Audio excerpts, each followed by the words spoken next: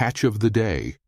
That's what the Department of Homeland Security is calling their latest ICE operation, not Operation Shield, not Operation Safety. Catch of the day. And people are furious about the name. But here's what nobody's talking about. The first person they arrested? Dominic Ali, from Sudan, convicted of false imprisonment, aggravated assault, obstructing justice, and violating a protective order. He's one of 50 arrests out of 1,400 targets. This is Daniel Crawford. Let's look at what's actually happening in Maine. On Tuesday, January 21st, 2026, ICE agents launched Operation Catch of the Day in Maine. According to official DHS statements, the operation targets what they call the worst of the worst criminal illegal aliens who have terrorized communities. By Wednesday, ICE Deputy Assistant Director Patricia Hyde confirmed to Fox News that agents had arrested approximately 50 people. She also confirmed that ICE has identified approximately 1,400 targets in the state. 1,400 in Maine, a state with one of the lowest crime rates in the nation, a state with a total population of about 1.4 million people. So why Maine? And why now? According to Assistant Secretary Tricia McLaughlin, it's because of Governor Janet Mills and what DHS calls sanctuary politicians. McLaughlin stated, Governor Mills and her fellow sanctuary politicians in Maine have made it abundantly clear that they would rather stand with criminal illegal aliens than protect law-abiding American citizens. But there's another element to this story. Maine is home to significant Somali populations in Portland and Lewiston. Many arrived over 20 years ago. Many are U.S. citizens. Some serve in the Maine House of Representatives, and President Trump has been publicly targeting the Somali community.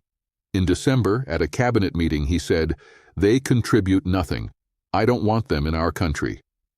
This week at the World Economic Forum, he called Somalis a lot of very low IQ people.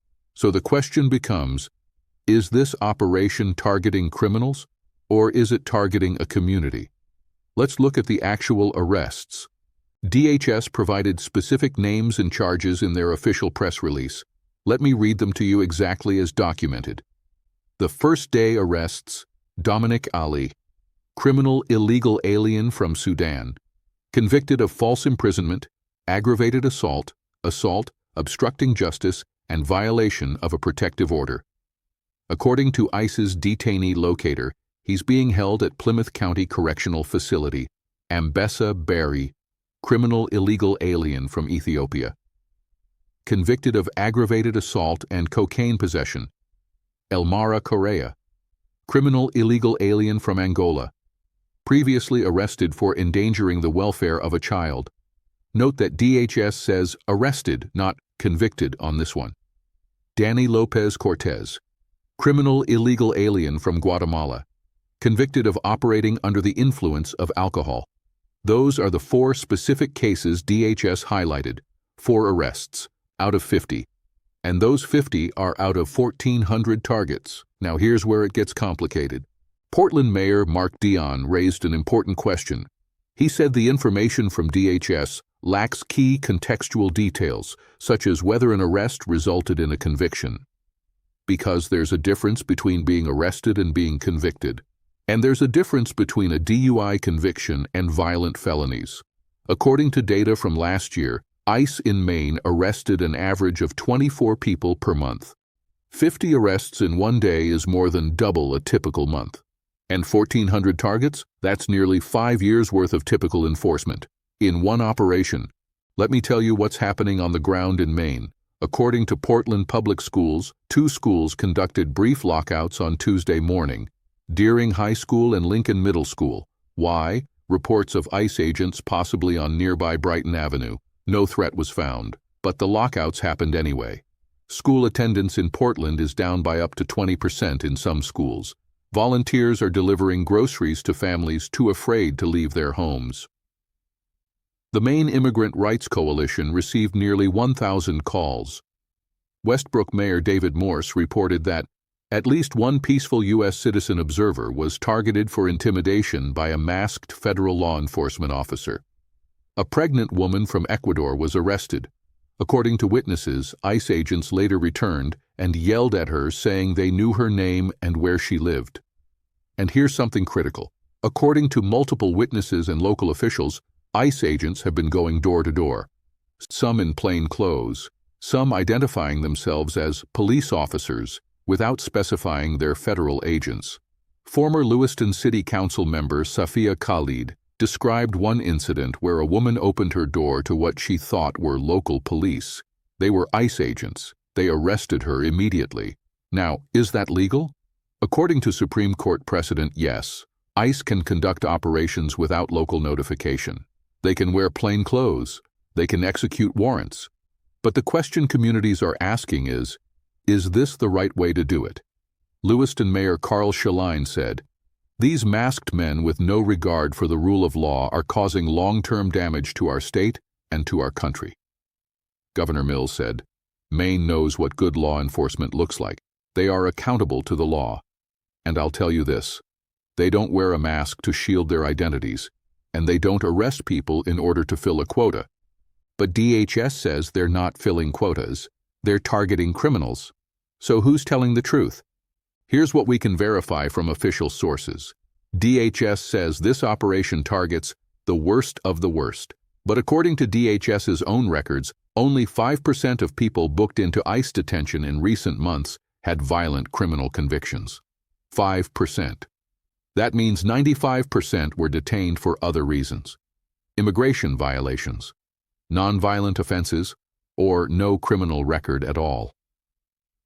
The New York Times reported that the agency is primarily targeting the Somali community. Maine has approximately 3,000 Somali Americans. If ICE has 1,400 targets, that's nearly half the entire Somali population. Are all 1,400 violent criminals? The data suggests no. But here's what DHS would argue. They'd say that being in the country illegally is itself a violation of federal law, and that ICE has the legal authority to enforce immigration law regardless of whether someone has a violent criminal record. That's technically correct. But it's also worth noting what President Trump said about Somalis. At the Detroit Economic Club, he said, "You know, it's going on in Maine too with Somalis. In Maine, it's really crooked as hell too." He was referring to fraud, but he didn't provide evidence specific to Maine. In Minnesota, dozens of Somali individuals were implicated in a fraud scandal. Out of approximately 80,000 Somalis in Minnesota. That's less than 1%, yet the rhetoric targets the entire community. Let's separate what we know from what we don't know. What we know, ICE arrested approximately 50 people in the first 2 days of Operation Catch of the Day. 4 specific arrests were documented by DHS with criminal convictions. 1 for violent crimes and protective order violations. 1 for assault and cocaine. 1 for a child endangerment arrest, not conviction. 1 for drunk driving. ICE has identified 1,400 targets in Maine. Schools are conducting lockouts. Families are afraid to leave their homes. What we don't know: how many of the 1,400 targets have violent criminal convictions versus immigration violations or nonviolent offenses? How long this operation will continue?